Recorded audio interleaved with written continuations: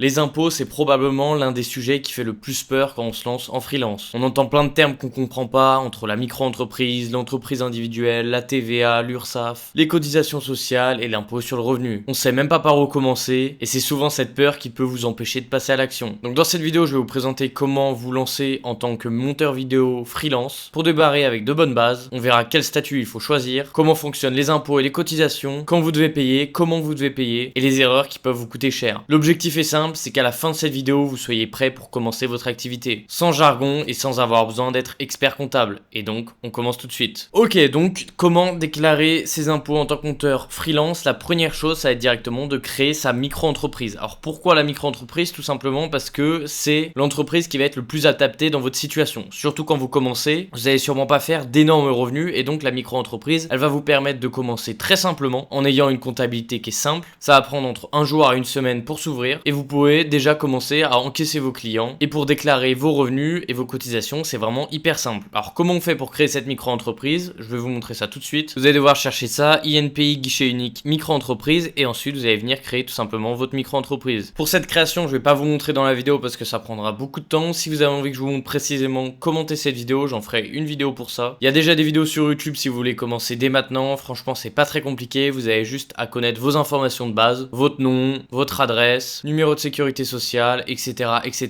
C'est vraiment des choses qui sont assez simples. Et donc voilà, une fois que vous avez créé votre micro-entreprise, vous allez ensuite recevoir votre SIRET. Donc votre SIRET, c'est quoi? Ça va être un tag, des chiffres en fait, qui seront reliés à votre entreprise. Et donc si quelqu'un cherche ce chiffre-là, il trouvera votre micro-entreprise. Et ça sert surtout à quoi? En fait, ça sert à faire vos factures. Si vous n'avez pas un numéro de SIRET ou de sirène, vous pouvez pas encore faire des factures pour votre client.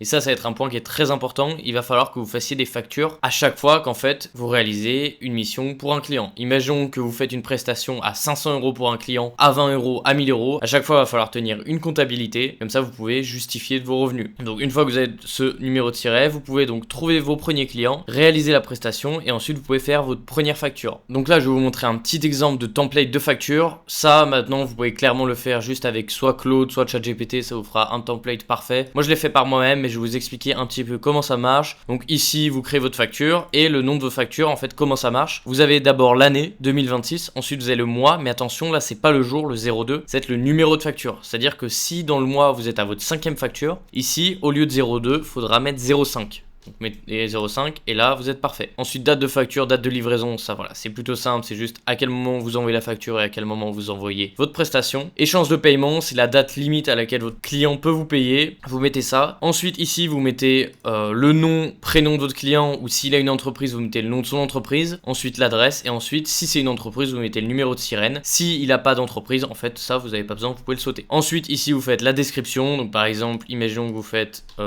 une vidéo, la quantité du coup on est à 1, le prix on va être imaginons à 1000 €, et prix hors taxe on va remettre 1000 €, et imaginons que maintenant on a fait aussi des shorts, donc je vais venir là, je vais mettre short, la quantité on va mettre allez 10 shorts à 50, donc ça nous fait 500, et là on va noter encore 500, et donc après on aurait notre total. Ensuite vous mettez le nom de votre micro-entreprise, dans tous les cas le nom de votre micro-entreprise ça sera votre nom et prénom, donc là vous mettez ça, ensuite votre adresse, votre numéro de siret, donc c'est ce dont je parlais juste avant, et ensuite ici vous allez mettre votre IBAN pour pouvoir recevoir le paiement. Et important, il va falloir bien mettre cette mention, donc là vous pouvez prendre un screenshot et l'envoyer à ChatGPT si vous faites votre facture, ou sinon juste vous notez la même chose, c'est TVA non applicable, nanana, en raison de l'article, cas de retard, une pénalité. Ça va vous en fait vous protéger, c'est-à-dire que vous ne devez pas payer la TVA en plus. À partir d'un certain niveau de revenu, en micro-entreprise, je crois que c'est autour des 60 000 ou 70 000 € sur l'année, je me souviens plus exactement, vous allez devoir commencer à payer la TVA. Et donc là, si vous mettez ça, c'est-à-dire que vous n'allez pas devoir payer la TVA. Si vous devez payer la TVA, c'est-à-dire que à chaque fois ici, vous allez devoir envoyer 20% en plus sur vos prix, ou sinon c'est de votre côté que vous le prenez et vous allez devoir juste payer 20% en plus d'impôts. Donc voilà, très important de noter ça, sauf si bien évidemment vous avez des revenus qui sont supérieurs environ à ce que j'ai dit. Vous pouvez regarder sur internet les chiffres précis, peut-être que ça bouge, souvent ça bouge, donc voilà, c'est important de vérifier. Et donc voilà, vous avez ici un modèle de facture et comme ça vous savez comment ça marche. Ensuite, une fois que vous avez fait la facture, vous allez recevoir votre paiement, et une fois que vous allez recevoir votre paiement, moi je vous conseille de faire un tableau un peu comptabilité. Donc déjà, faites un dossier où vous mettez toutes vos factures, et ensuite pour faire votre comptabilité, c'est simple, juste vous prenez toutes vos factures, vous les envoyez dans ChatGPT ChatGPT, vous lui dites en fait d'extraire les nombres, donc le total, et ensuite il vous donnera en fait votre chiffre d'affaires. Et là, ça va être important, quand vous avez créé votre entreprise, au moment de la création, on va vous demander si vous préférez payer l'URSSAF chaque mois ou payer tous les trimestres, donc tous les 3 mois. Donc si vous avez pris par mois, à chaque fois vous allez devoir faire cette comptabilité et aller déclarer, et bien si c'est tous les 3 mois, vous devez faire ça tous les 3 mois. Et donc avec ChatGPT, vous faites ça. Ensuite, vous allez vous rendre sur le site de l'URSSAF. Ensuite, sur l'URSSAF, vous allez juste mettre votre chiffre d'affaires. Et après, il va avoir un pourcentage, un taux qui est déjà choisi, qui est autour de 22%, je crois, actuellement. Qui vont être les cotisations sociales qui vont être prélevées sur votre CA. Et ensuite, vous faites juste un virement directement, en fait, vers l'IBAN qui vous ont donné. Donc là, vous voyez, déclarer son chiffre d'affaires URSSAF, payer ses cotisations sociales. Et d'ailleurs, une petite chose qui est importante que je vous dis maintenant, au moment où vous créez votre entreprise, vous allez avoir une aide au début qui s'appelle l'ACRE. L'ACRE, elle va faire quoi? Elle va diviser par 2 vos cotisations sociales. Donc actuellement, c'est autour de 22% les cotisations sociales, mais votre première année, vous serez autour de 11%. Voilà, faites absolument cette demande d'ACRE. Une fois que vous avez créé votre entreprise, faites directement la demande de l'ACRE. Pareil, il y a des tutos sur internet, vous pouvez trouver comment faire. Et ici, une autre chose qu'il faudra faire, de toute façon, ils vous enverront des papiers à l'adresse que vous avez indiquée, ce sera aussi de créer votre compte sur impôts.gouv.fr, mais ce sera pas un compte personnel, ça sera un compte professionnel. Donc dans tous les cas, vous recevrez des courriers à propos de ça. Et pareil, il y a plein de vidéos sur internet qui en parlent. Ensuite, donc vous avez payé vos cotisations, voilà, vous conservez vos factures et vos justificatifs. Et ensuite, il va falloir donc une deuxième fois payer. Ça va être pour la déclaration des impôts, donc les impôts sur le revenu. Ça se fait une fois par an, en fin d'année. Et donc vous allez devoir vous connecter sur votre espace, déclarer combien vous avez fait, et selon combien vous avez fait, vous allez être imposé ou non. Bien évidemment, plus vous avez fait, plus vous allez être imposé. Et en fait, une fois que vous avez fait tout ça, vous avez donc votre activité en règle. Donc voilà, si je dois faire un gros résumé en fait de tout ce qu'il y a ici, le plus important, ça va être de créer sa micro-entreprise. Donc ça, c'est vraiment le type d'entreprise que vous devez créer. Vous faites pas avoir à essayer de créer d'autres types d'entreprises, ça sera moins bien dans votre situation. Le mieux, c'est vraiment la micro-entreprise. Une fois que vous avez ça, vous trouvez vos premiers clients. Quand vous avez trouvé vos premiers clients, vous pouvez faire des factures, recevoir les paiements. Vous gardez toutes vos factures. Vous déclarez votre chiffre d'affaires, soit tous les mois, soit tous les 3 mois. Et ensuite, en fin d'année, vous déclarez vos impôts sur le revenu. Et comme ça, vous êtes 100% en règle. Et la chose importante, c'est que même si vous faites pas de revenus, il va toujours falloir aller sur l'URSSAF et faire vos déclarations, même si vous avez un chiffre d'affaires de 0. Donc voilà, faut faire ça en continu. C'est pour ça, moi, je conseille plus de prendre 3 mois. Comme ça, vous n'avez pas à le faire à chaque fois. Mais dans tous les cas, quand vous créez votre entreprise, en fait, les 3 premiers mois, ils vont être décalés et vous ferez votre première déclaration sur le SAF au bout de, je crois, 4-5 mois ou 6 mois, je me souviens plus exactement. Mais ça sera décalé au début. Et donc voilà, c'en est tout pour cette vidéo. J'ai essayé de simplifier ça au maximum pour que vous compreniez bien. Au début, ça peut faire peur, mais je vous conseille vraiment de vous lancer. Juste vous regardez un tuto sur comment créer une micro-entreprise, vous allez voir que c'est pas si compliqué. D'ailleurs, si vous voulez vous faire accompagner en montage vidéo, mais ça passe aussi par créer son entreprise et trouver ses clients, je propose un accompagnement personnalisé. Je vous prends du niveau 0 jusqu'au niveau pro. Vraiment monter en compétences et ensuite trouver vos premiers clients. On fait tout ensemble. La montée en compétences, créer son entreprise, créer son portfolio, trouver ses clients. L'accompagnement ne s'arrête pas tant qu'on n'a pas trouvé vos clients. Aujourd'hui, c'est vraiment le meilleur moyen pour monétiser votre compétence et travailler où vous voulez, quand vous voulez. J'ai déjà accompagné une centaine de personnes et donc si vous êtes intéressé, dans la description, il y aura le lien vers mon site web. Il y a un petit formulaire, vous y répondez et ensuite je vous recontacte. On se fait un petit appel sur WhatsApp pour comprendre votre situation et voir comment je peux vous aider. Cet appel est 100% gratuit, donc vous avez rien à perdre. Et en tout cas, si vous avez aimé cette vidéo, n'hésitez pas à liker et vous abonner. À bientôt.